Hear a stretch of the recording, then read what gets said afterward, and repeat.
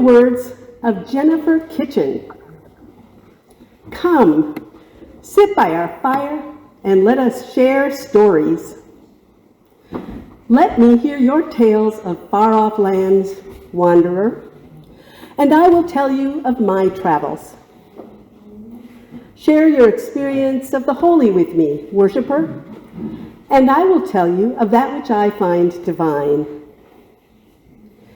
Come and stay, lover of leaving, for ours is no caravan of despair, but of hope. We would hear your stories of grief and sorrow as readily as those of joy and laughter, for there is a time and a place and a hearing for all the stories of this world.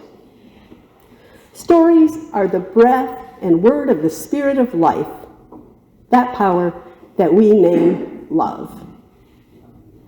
Come, for our fire is warm and we have seats for all.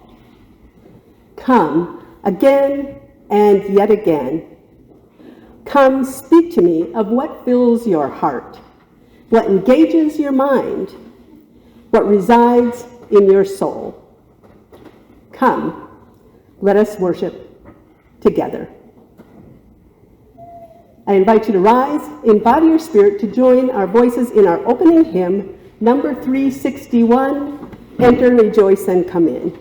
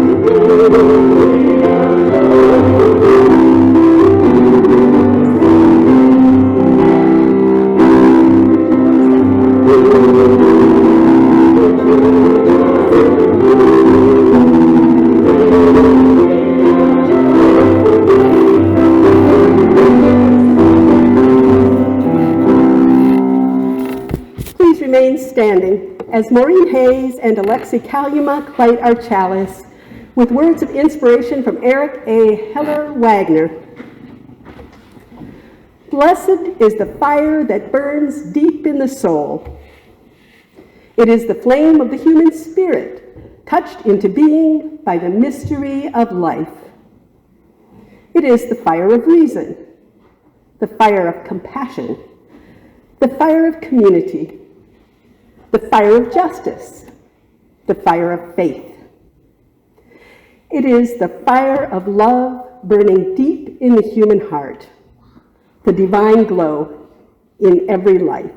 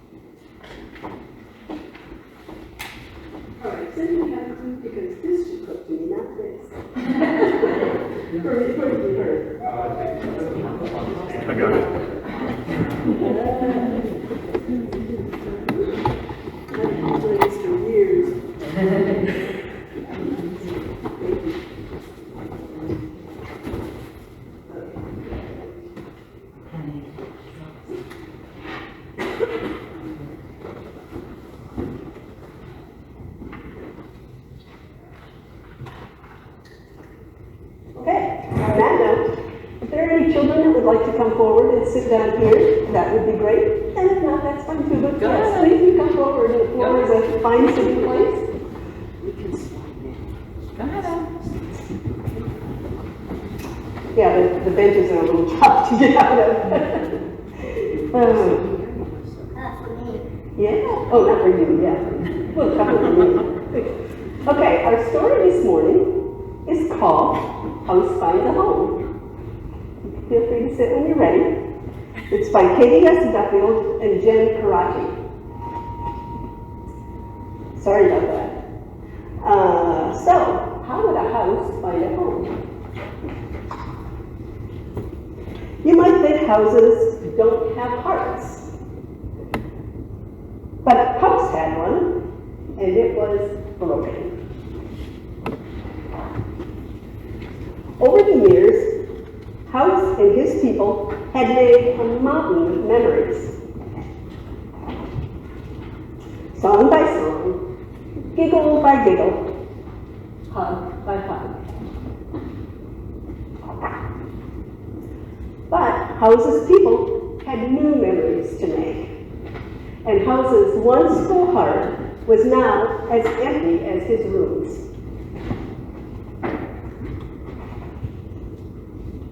House was quiet for a while, dark. But then, something happened.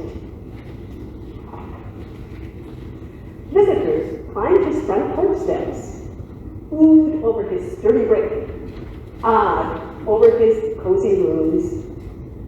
And after a while, new people moved in.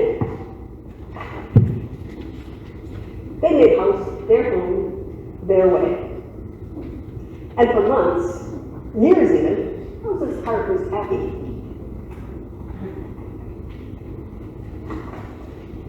Until House's halls grew quiet, his windows dark once again. House hoped. Hoped with all his shingles. And his wishes came true. The new people made House their home, their way.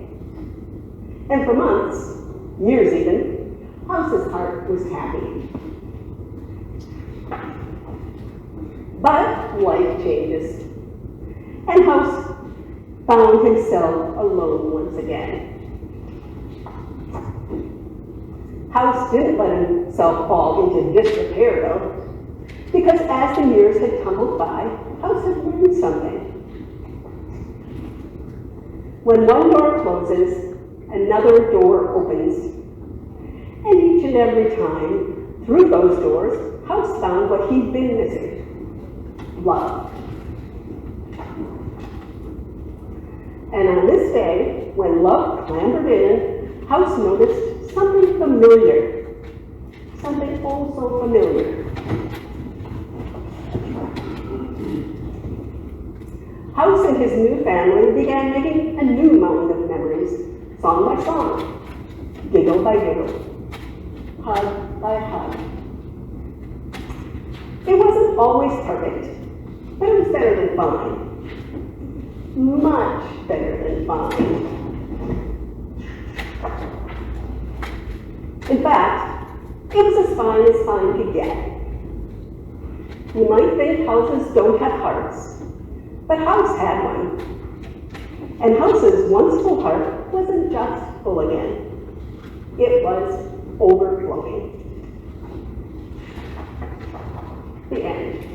And the illustrator says, "To my home that has housed me for nearly 10 years, and all the evidence of the people who lived here before me." So the question is, can houses have a heart? And can buildings hold memories and feelings like love? And can new people fill the space's heart with even more love? Or is this just something in a story? We can give that some thought. And we'll rise to sing the children in class.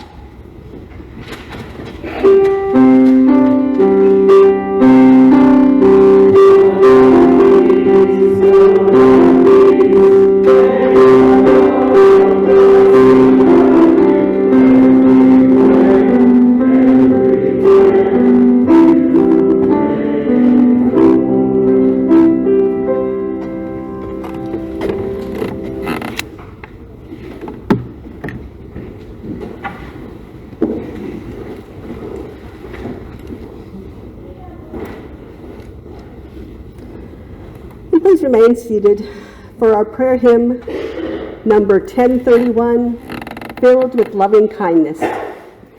We'll sing verses with I, you, and we, 3 verses.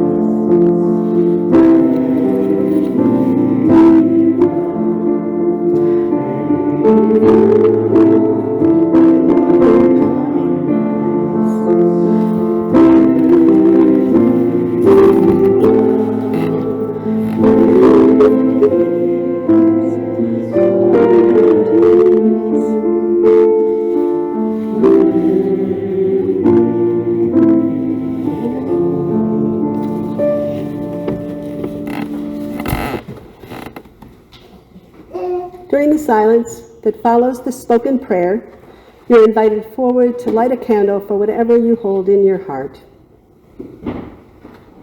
This morning, we hold in our circle of concern, especially our friend Kathleen Rasmus, who lost her beloved father, Jerry, this past week, following a months-long struggle with lung cancer. May Kathleen and all Jerry's loved ones be held in the warm embrace of loving support and rest in the comfort of fond memories.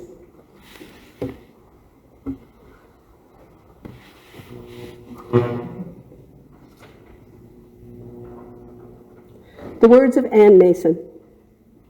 Spirit of life, your very presence among us is what gives us connection. Help us to sense that beneath our feet is the strength we need to keep us grounded. Help us to feel that behind our back is the protection we need to feel safe facing our fears. Help us to know that before our eyes lies the beauty we seek to feel astounded.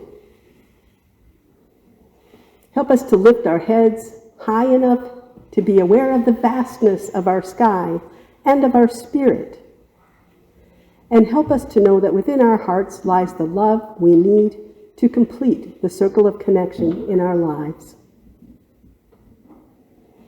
We are grateful, Spirit of love, for this day. May we use all of these gifts, our feet, our backs, our eyes, our heads, and our hearts, to bring love into this hurting world, this world which we so value, which we cherish. Spirit of life and love, we rest now in the silence in which your presence surrounds us and fills our being. Amen. I light a final candle for all else that we hold in our hearts this day. Blessed be.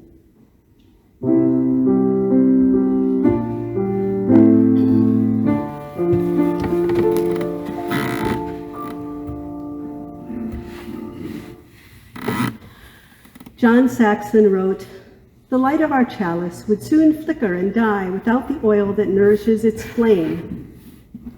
And just as this flame cannot burn without oil, this religious community cannot survive or thrive without the financial as well as personal support of its members and friends. The oil that keeps the flame of our liberal religious faith alive and fuels the shared mission and ministry of this fellowship. Let us now give freely and generously an offering to sustain and strengthen our shared religious community, a community of memory, hope, faith, and love. For we are now the keepers of its flame that burns for justice, its dream of beloved community, its vision of a world made whole." For those of you watching the service online, you may contribute to a virtual offering plate using the donate button on our website or by mailing a check to the church office.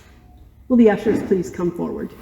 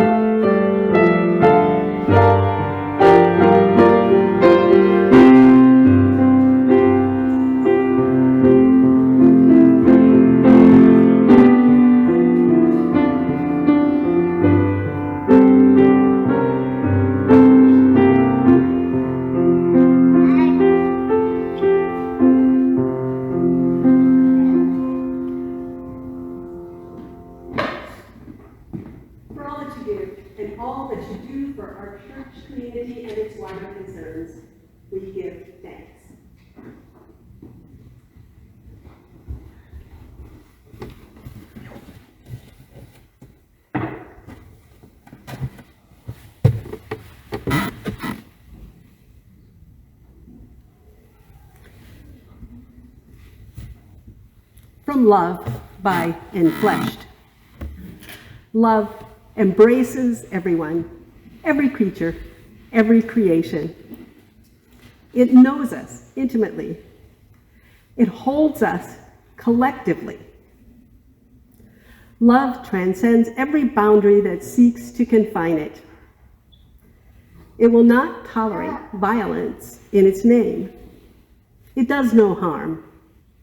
It only sets free.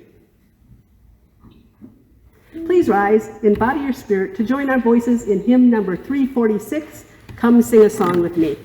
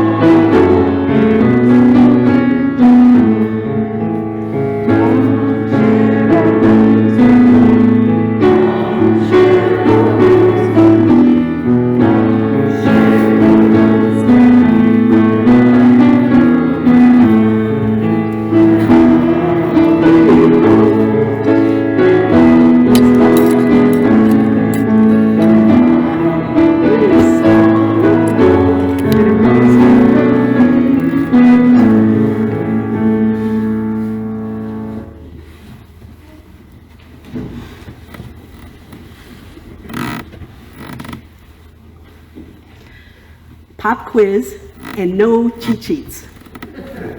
Without looking at your bulletin insert, what's the theme for this month's services? Love. Next, a little harder question, and this time I'd like a show of hands. Who remembers our theme for last month, January?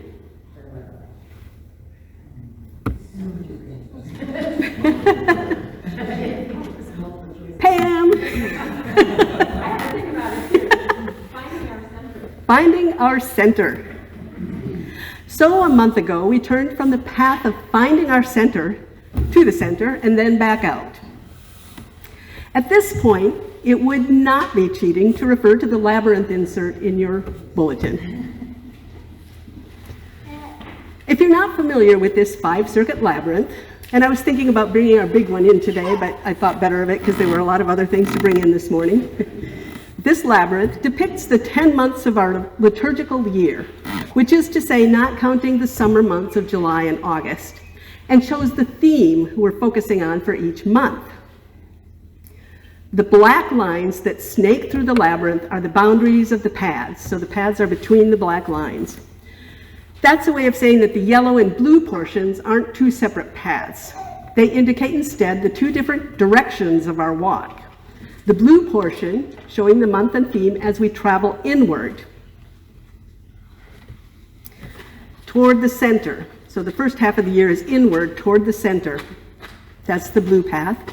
And the yellow portion showing our themes as we journey back out. In the first half of the year, we traveled from September with the theme of belonging to October and courage, made a hairpin turn onto November's path of change, and another hairpin turn to December and wonder, then to January and finding our center. The path of finding our center leads us along the very outer rung of the labyrinth until we suddenly find ourselves turned completely inward to the center. After reaching the center halfway through the year and turning back outward, we just as abruptly find ourselves back on the outside rung on the path of love. On these two paths, we're closest to the center in terms of our journey. But in the placement of these paths on the labyrinth, we're closest to everything and everyone around us when we're seeking our center, and immediately after we reach center and are drawn from that center onto the path of love. You might say, but the labyrinth is just a clever construction, and I won't deny it. But I think it's a fine illustration of how this actually works. So I hold it up as a way of visualizing and thinking about the place of love on our spiritual journeys. So where is the place of love on our spiritual journeys? Is it naturally found when we come to our center? I'd like today to take a look at the place of love both in our Unitarian Universalist value system and in personal spiritual experience. You might be aware that the Unitarian Universalist Association's Board of Trustees called a study commission a few years ago to review Article 2 Principles and Purposes of the UUA's bylaws and make suggestions for changes. And that the commission has now completed its 2-year study and put forward its report, including the commission's recommended revisions to Article 2. Now, that might all sound kind of dry, but this section of the bylaws represents the covenant that all our congregations and communities commit to. It was last revised in 1987, more than 35 years ago, and you may be particularly familiar with the sections that include our 7 principles and our 6 sources. So this is a big deal.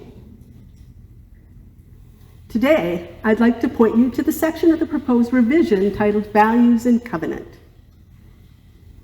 In addition to the labyrinth insert in your order of service, you'll also find an insert with a graphic from this section of the proposed Article 2.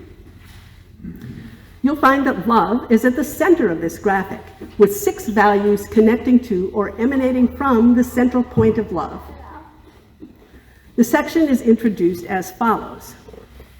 As Unitarian Universalists, we covenant congregation to congregation and through our association to support and assist one another in our ministries. We draw from our heritages of freedom, reason, hope, and courage, building on the foundation of love.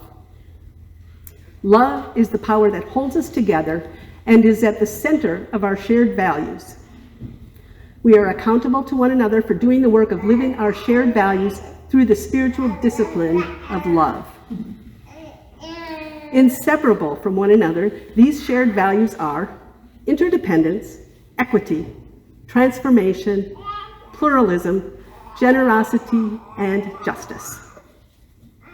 The text then elaborates on each of these 6 values, and I wish I could read the whole thing, I really do. If you're interested, I encourage you to read the proposed revision in its entirety, if not the whole report. And if you look at the report, and Reverend Jane has sent a link out to it, or you can find it online, it has a lot of preliminary matter, and then you'll see our current Article 2, followed by the revision beginning on page 19 of that report, the proposed revision. For now, I simply want to underline the way that the UUA Study Commission intentionally and explicitly places love at the center of our shared values. And what of us as individuals?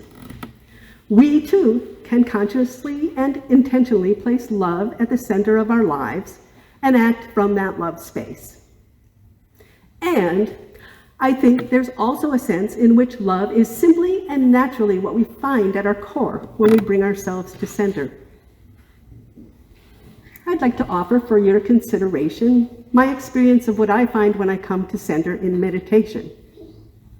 I can't claim universality for experiences that are my own, but my sense is that my experience is at least fairly common, and what I describe may feel familiar to you.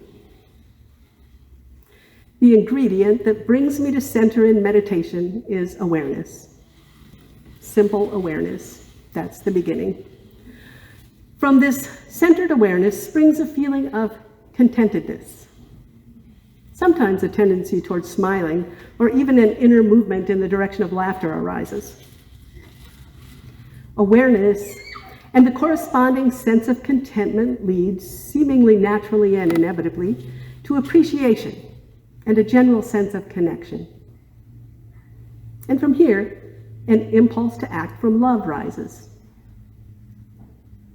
I'm breaking this down to put it into words, but of course the directionality is only an approximation, a sort of general roadmap of the effects of meditation. But the point is that when I come to centered awareness, love emanates. I don't think anyone ever came out of meditation feeling hateful or feeling more angry. Does that mean that no one who meditates a lot becomes angry? No. It may be that people who meditate a lot are slower to anger or become angry less often. But I believe that for people who meditate more than I do, righteous anger is still a thing. If we're connected to our center and to the world around us, injustice is going to bother us deeply. But the anger over that is felt as a passing mood, a reaction in our bodies that we notice, process, and let go so that we can act from our center and from a space of love, rather than feeding angry sensations, letting them continue to build, and ruminating on so-called causes of our anger that are often just straws that our minds grasp at to explain the anger and help us feel better about ourselves. Personally, I'm far from managing to let go of anger quickly and smoothly all the time. What about centering experiences other than meditation? Do we need to meditate? Or do we find love at the core when we engage in other centering activities as well? Being in nature, where things relate and flow organically, where the structures we place around things are stripped away, easily brings us to our center, and to a sense of connection with everything above, below, and around us. I think that love flows naturally from us in communion with nature as well. Julia Butterfly Hill said of her 738-day treetop vigil to keep loggers from cutting down the redwood in which she lived, "I didn't climb the tree because I was angry at the corporations and the government. I climbed the tree because when I fell in love with the redwoods, I fell in love with the world. My feeling of connection is what drives me, instead of my anger and feeling of being disconnected." Engagement in simple activities in everyday life, such as household tasks, can also catch us suddenly in peak awareness. Ruminative thought and feeling drop away, and deep appreciation and a more loving approach flow forth.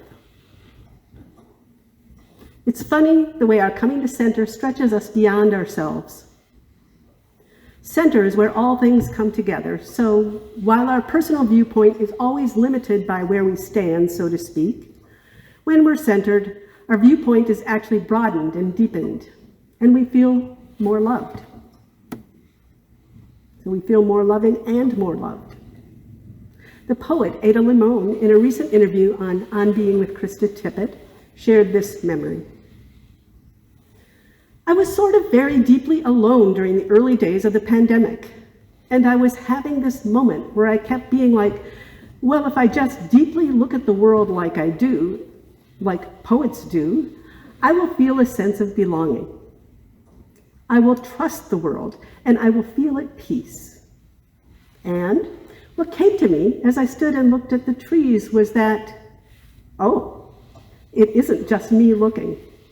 It is the world and the trees and the grasses and the birds looking back. And it felt like this is the language of reciprocity.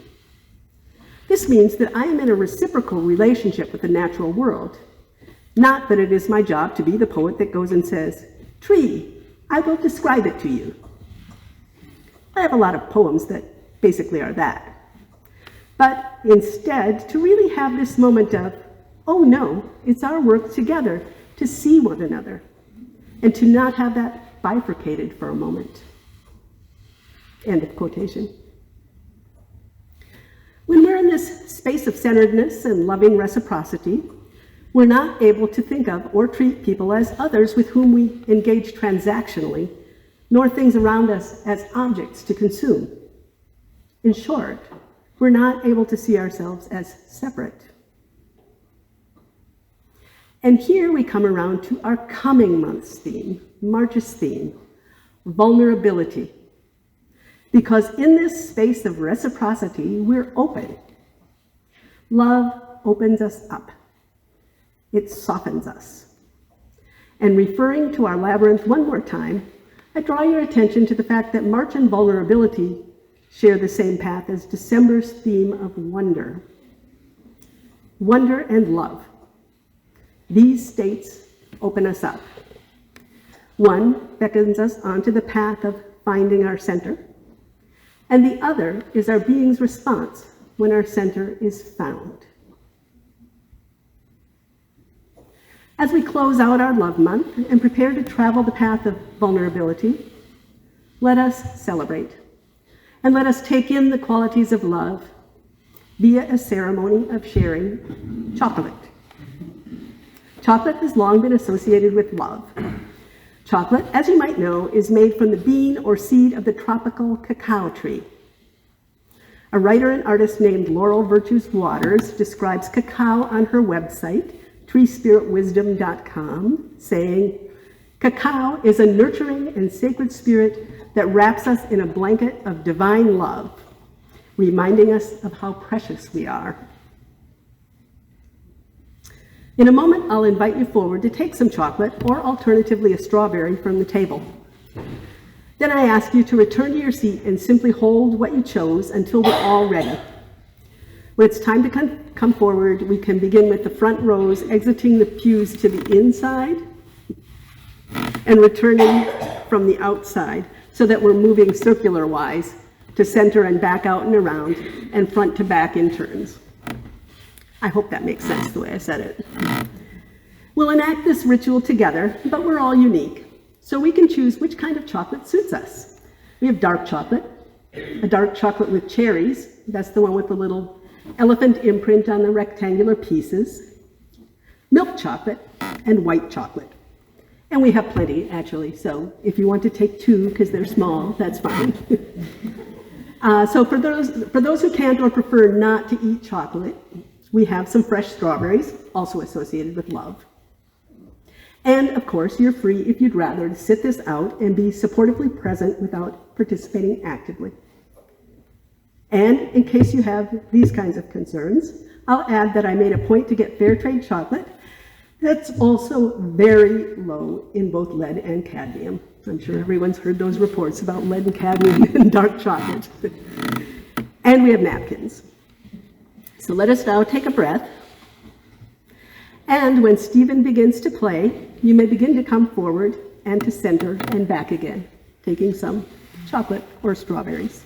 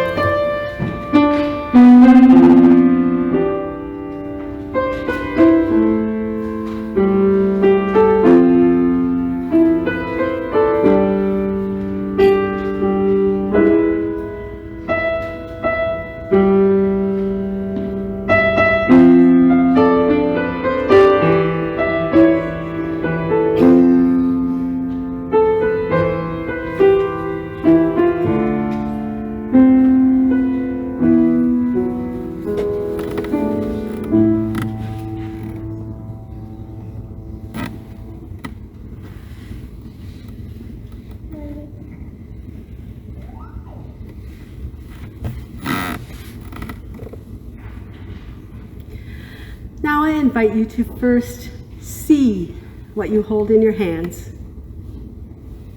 Be with the chocolate or strawberry and be aware of how looking at it makes you feel. If you will, take in its scent.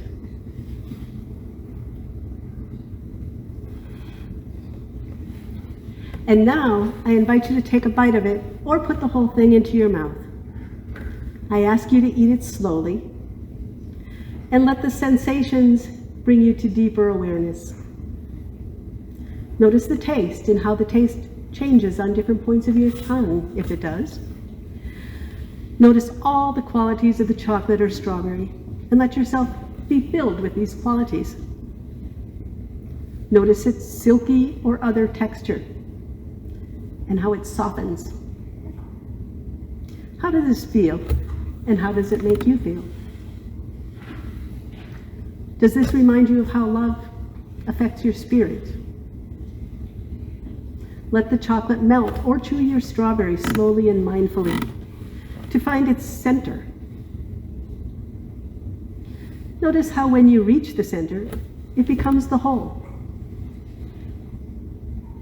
As you take in the chocolate or strawberry, take in love.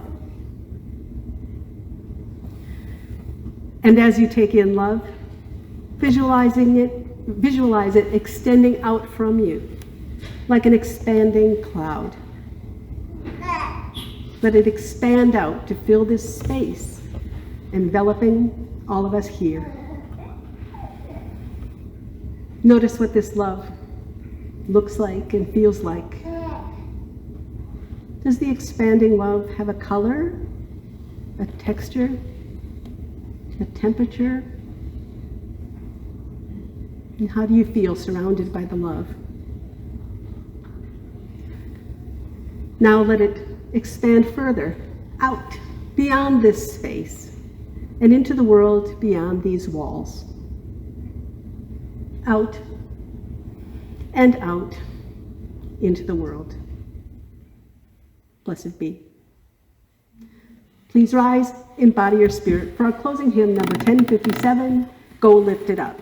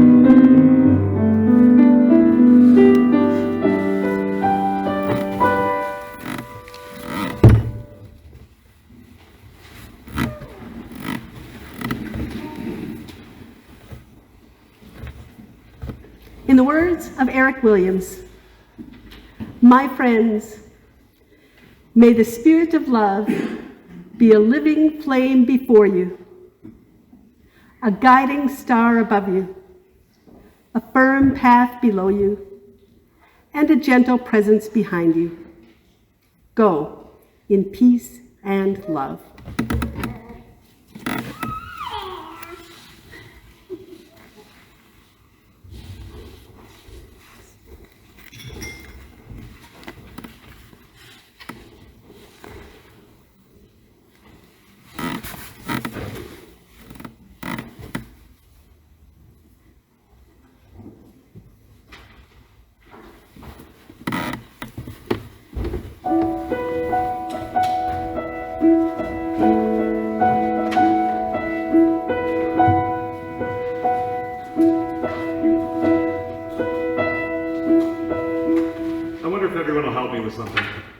You all have wood or books or something you can tap gently. If we can just tap in a rhythm with me and just keep it going like this. Let me hear. Yeah. Oh, that's nice. Just like that. Okay, it'll make sense in a minute, I promise.